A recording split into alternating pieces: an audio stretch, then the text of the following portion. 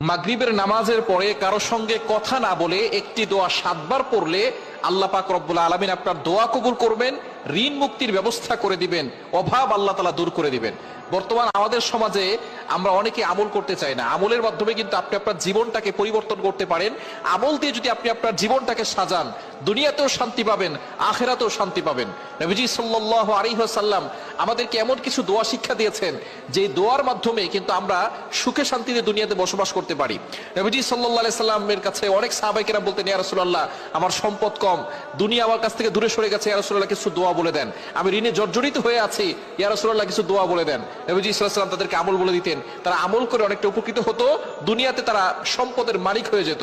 সুতরাং আপনি যদি অভাব দূর করতে চান এবং ঋণ থেকে মুক্তি পেতে চান, অনেকে ঋণের জ্বালায় জর্জরিত হয়ে গেছে, ঋণের বোঝায়, ঋণের টেনশনে তাদের চোখে ঘুম আসে না। অনেকে লোন নিয়েছে, ঋণ পরিশোধ করতে পারছেন না। আপনি মাগরিবের নামাজের পরে কারো সঙ্গে কথা না বলে আপনি সেখানে বসে কিবলার দিকে মুখ করে একটি দোয়া পড়বেন। হযরত আলী রাদিয়াল্লাহু তাআলা আনহু বলেছেন, এই দোয়াটা যে ব্যক্তি পড়বে তার যদি পাহাড় সম পরিমাণের ঋণ থাকে, আল্লাহ তাআলা সেই ঋণ মুক্তির ব্যবস্থা করবেন এবং আল্লাহ পাক রব্বুল আলামিন তার অভাব দূর করবেন। যখন আপনি ঋণ মুক্তি হবে তখন আপনি আস্তে আস্তে সম্পদশালী হতে পারবেন। সুতরাং দোয়াটি হচ্ছে, আল্লাহুম্মা কফিনি বিহালালিকা আন হারামিক ওয়াগনিনি বিফদলিকা আম্মান সিওয়াক। এই দোয়াটা মাগরিবের নামাজের পরে কতবার পড়বেন? 7 বার পড়বেন। 7 বার পরে আল্লাহর কাছে দোয়া করবেন, দেখবেন আল্লাহ তাআলা আপনার সকল দোয়াগুলো কবুল করবেন, আল্লাহ আপনার অভাব দূর করবেন, বিপদ আপদ থেকে আল্লাহ হেফাজত করবেন। মাগরিবের নামাজের পরে আমলটি করবেন, ফজরের নামাজের পরেও আমলটি করতে পারেন। এছাড়া যদি ঋণ আপনার বেশি হয়ে যায়, সব সময় এই দোয়াটি পড়বেন, আল্লাহুম্মা কফিনি বিহালালিকা আন হারামিক ওয়াগনিনি বিফদলিকা আম্মান সিওয়াক। আল্লাহ পাক রব্বুল আলামিন আপনার ঋণ মুক্ত করে দিবেন, আল্লাহ তাআলা অভাব দূর করবেন, সম্পদশালী বানিয়ে দিবেন।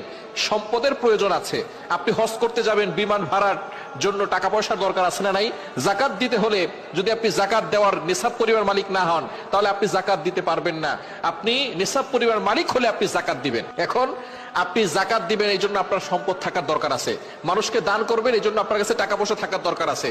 আপনি নামাজ পড়বেন, নামাজের জন্য সতর ঢাকার জন্য জামা কাপড়ের দরকার আছে না নাই? এই কাপড় কিনতে হলে টাকার দরকার আছে না নাই? সম্পদের দরকার আছে। তবে সম্পদ আমাদের মূল লক্ষ্য নয়, আমাদের মূল লক্ষ্য হচ্ছে জান্নাত। আমরা মূল লক্ষ্য জান্নাতের টার্গেট করব, যে জান্নাতে যাব। তবে জান্নাতে যাওয়ার জন্য ইবাদত করতে হবে। ইবাদতের ক্ষেত্রে অনেক সময় টাকার প্রয়োজন থাকে। এজন্য আপনি টাকা পয়সা দিয়ে আপনি সতর ঢাকার জন্য কাপড় কিনতে পারবেন, আপনি হজ করার জন্য টাকা পয়সা লাগবে, আল্লাহর কাছে দোয়া করবেন আল্লাহ তাআলা যাতে আপনাকে হালাল ভাবে সম্পদের মালিক বানান। তাহলে আল্লাহ পাক রব্বুল আলামিন আপনার ঋণ মুক্তির ব্যবস্থা করবেন, হালাল ভাবে সম্পদ দিবেন। এজন্য আপনি মাগরিবের নামাজের পরে কিবলার দিকে মুখ করে কারোর সাথে কথা না বলে এই দোয়াটা 7 বার পড়বেন, আল্লাহুম্মা কফিনি বিহালালিকা আন হারামিক ওয়াগনিনি বিফদলিকা আম্মান সিওয়াক। এভাবে 7 বার পরে আল্লাহর কাছে একিনের সাথে দোয়া করবেন, আল্লাহ তাআলা দোয়া কবুল করবেন, ঋণ মুক্তির ব্যবস্থা করবেন।